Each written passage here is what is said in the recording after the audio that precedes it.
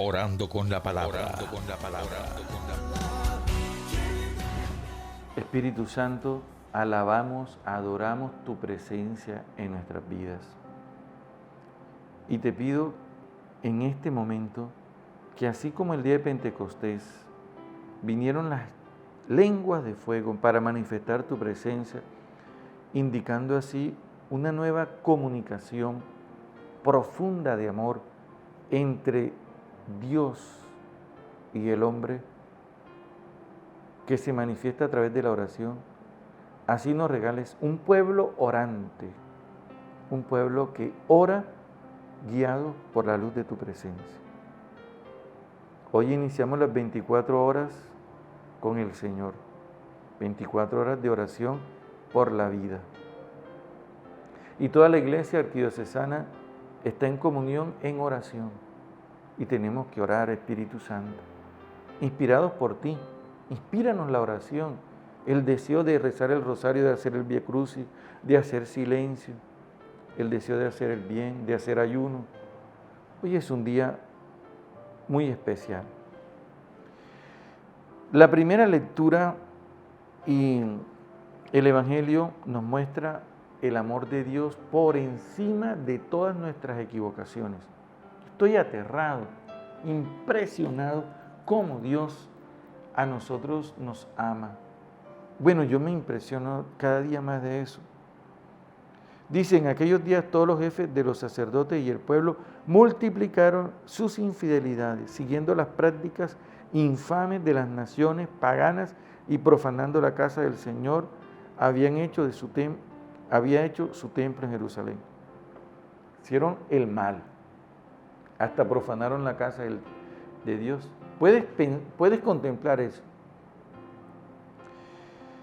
El Señor Dios de sus padres, por compasión que sentía de su pueblo y de su propia morada, les envió constantes advertencias por medio de sus mensajeros. Segunda cosa. Oye, esto me impresiona. Como sentía compasión de su pueblo y de su propia morada, o sea, de que la estaban profanando, le envió constantes advertencias por medio de sus mensajeros. Siempre Dios es así. Apliquémoslo a nuestra vida, a mi vida. Pero despreciaron la palabra de Dios. Así que mucha gente se acerca a nosotros, nos da un consejo y podemos... Hoy se acercó un padre a mí a darme un consejo y yo lo acepté y voy a ponerlo en práctica. Hasta el día en que los caldeos, los babilonios incendiaron el templo, derribaron las murallas, prendieron fuego a los palacios, destruyeron todo lo que había de valor. ¿Qué tal eso? Vamos bien, ¿verdad? Una lógica. No escucharon a Dios, consecuencia, vino la tragedia. Pero no podemos salir diciendo aquí que Dios me abandonó, que el Señor porque no está presente. Ojo, porque ya nos había advertido, ya nos había dicho a través de sus mensajeros. Bueno, así pues, en el año primero del reinado de Ciro viene ahora la manifestación salvífica a través de un rey pagano, rey de Persia, Ciro, el ungido. Ungido significa en griego Cristo y en hebreo Mesías. Este es en esa época el ungido, el Cristo, el Mesías, que no era judío, sino era un rey pagano que Dios suscitó en la historia para que Ciro rescatara a este pueblo y promulgara un decreto donde ellos regresaban a la tierra donde fueron sacados. Es decir, volvieron a recuperar lo que habían perdido a causa de sus infidelidades. Yo pienso que esta palabra es tan esperanzadora porque se trata de recuperar lo que Dios te dio, lo que el Señor te regaló y que Dios te concede una oportunidad para a ti y a mí, para comenzar la historia nuevamente. Aquí se me vienen las palabras de San Pablo, ya en el Nuevo Testamento, cuando dice todo el que está en Cristo es una criatura nueva, lo antiguo ya pasó, un mundo nuevo le espera. Cierro el paréntesis. Ahora nos vamos para el Salmo que corresponde al contexto histórico en el momento en que el pueblo fue llevado a Babilonia. ¿Cómo vivieron esa situación allá? Antes de que Ciro, el rey de Persia, llegara a rescatarlos, dice la palabra. Junto a los canales de Babilonia nos sentábamos a llorar con nostalgia de Sión. Nostalgia de Sión quiere decir de Jerusalén, porque Sión es una montaña a donde se había construido el templo Jerusalén. En los sauces de sus orillas colgábamos nuestras cítaras. Allí los que nos deportaron nos invitaban a cantar, que cantáramos, que nos divirtiéramos. Y decían los israelitas esclavizados, ¿cómo cantar un cántico del Señor en tierra extranjera?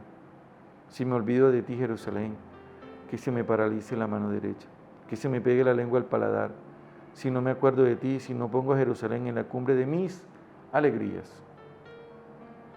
Pero Dios se compadeció de ellos y los rescató a través de Ciro, el rey de Persia. Pero el Mesías que Dios Padre envía a rescatarnos del pecado, porque estábamos muertos a causa del pecado, porque el pecado mata y pone insensible a la persona y no deja ver la realidad, no deja ver. Dice una persona, él va a abandonar a sus hijos, pero para él no es ningún problema, está ciego, no ve, tú te conmueves. ¿Y por qué él no se conmueve? Porque el pecado lo anestesió, el pecado lo insensibilizó. Así que a veces nosotros juzgamos a las personas, lo que hay es que orar para que encuentre el camino. San Pablo dice en la segunda lectura de hoy que nosotros estábamos muertos. Hermano, Dios rico en misericordia, por el inmenso amor con que nos amó, a pesar de estar muertos por nuestros pecados, nos dio una nueva vida con Cristo, sin merecerlo.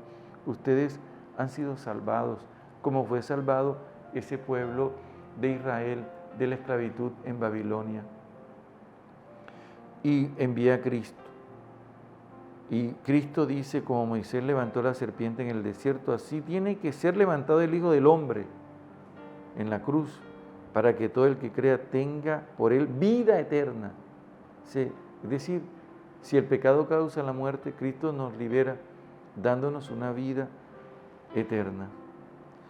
Porque Dios envió a su Hijo al mundo no para condenar al mundo, sino para que se salve por medio de él, como salvó al pueblo de Israel en Babilonia.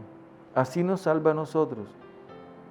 Y la condenación es vivir en el pecado, es vivir en la oscuridad, es decir, es querer quedarse en Babilonia, es no aprovechar el decreto de Ciro de volver otra vez a Jerusalén. Es decir, yo me quedo aquí siendo esclavo.